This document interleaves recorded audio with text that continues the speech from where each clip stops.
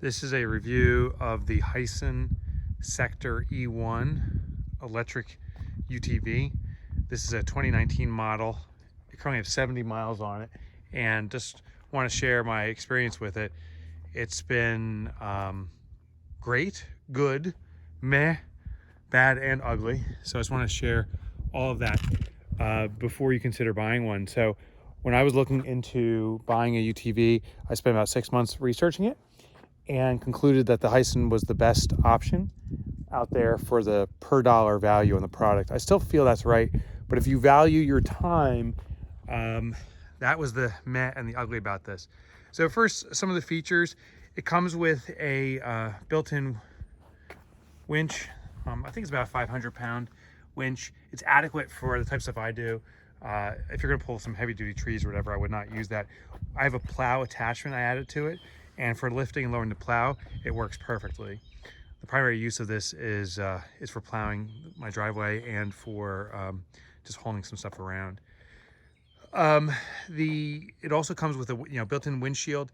I added a bar light up top there, and I also added backing lights. I suggest if you get this, it's worth the investment if you're going to be doing plowing, because you can't see over the plows with the lights built into it. It comes with this dump here with this pointless lever, lifts it up so you can dump out your cargo in the back, which is very adequate. The batteries are below the bench here. You can kind of see them there, but the bench easily lifts off. Just because the angle I have, it's not as easy as, there we go. With one hand, it's not as easy, but you can see the bench pops off. Below those covers are 8 batteries. So overall, the functionality you get, I was looking at the Polaris and some others. It came with a hitch. Compared to the Polaris, this had a lot more functions for the dollar price point. This model too, the tires, the wheels are much better than the prior ones. We do some off-roading. You can see it's a very kind of rugged terrain around here, rocks and stuff. It goes up no problem. Has 4-wheel or 2-wheel options, has a high-speed mode and so forth. So here's the dash. Goes up to 25 miles an hour. These buttons, all the buttons were standard. The bed I also added that, but all the other stuff was standard. So you have on and off for lights, high beams, low beams on the front lights. You have a horn, by the way, so if you're on the road at all. 4-wheel, 2-wheel, this is for differential lock. Hazards, of course, turn signal. This is for the winch control. There is a outlet here to plug in whatever you want to plug in there, charge your phone or whatever. The speeds, low, high. Actually, I don't even know what M is. It functions like high, forward, and reverse. And then the pedals that's the release brake, gas or throttle. Charging light is here when you charge it. The charging component, it's just a plug into your standard outlet. A full charge I've yet to do. I suspect it's gonna take about 12 hours for a full charge.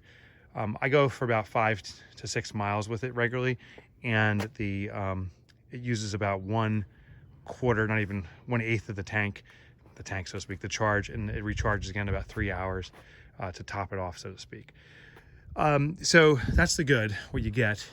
The meh, and by the way, the great is it's rugged, and it's a lot of fun to take out, and it's silent. It is so quiet. I actually went by a group of hikers, and they were appreciative of how quiet it was and actually thanked us for driving such a quiet vehicle. The meh has been the dealer response. The day I got it, within the first 5 miles, a bearing broke, and the dealer they have a lot of products they're servicing, was taking about 2 to 3 weeks to repair it. I really don't blame the dealer. It was the ultimate 3 months. It was at the dealer for 3 months to replace a bearing because of HiSUN corporate communication, and their concern of getting it repaired was so low. I actually had to do a call with corporate and the dealer to get some motivation to get this repaired after 3 months. That was extremely disappointing. Then when it got returned to me, there was another problem. The day it returned, 3 of the batteries died, and I'm hearing it's kind of common. It was all under warranty, the bearing replacement and the batteries that were replaced on it, but that took another 2 weeks. The dealer, I went with a new dealer called Northeast ATV Sales. They're in Sayre, Pennsylvania. They were exceptional. So should I go through this process again? If ever needs a repair, I'm going to Northeast. I suggest if you're anywhere from, the East Coast, anywhere, it is worth getting it trucked in from Northeast. Buy from them. They stand by by the product. They back it, and their communication was excellent. We're over 3 hours away from their facility. They actually returned it to us. They flatbedded it down to us at their cost after the warranty work was done, and their communication was constant. They were checking in and just telling how the progress was. So ultimately, they saved the day. Otherwise, I was thinking about trying to get like a lemon law. There's no such thing, I think, for UTVs on this because of the problems we had. Total cumulative time was almost 4 months, and I've owned this vehicle 6 months. So I've had it in the repair shop more than I've had it. But the last month, ever since Northeast did the final repairs on it, it has been exceptional. I think I would do it again. If I knew the problems and knew to go with Northeast, as opposed to the other dealers I had experiences with, I think I would have stayed with Northeast, and I would have been on top of their corporate communication a little more aggressively. When I called Texas, they finally got things through. So knowing that, I would push through that sooner. Otherwise, the product itself is a good product, assuming there's no more problems. And if there are, I'll report that.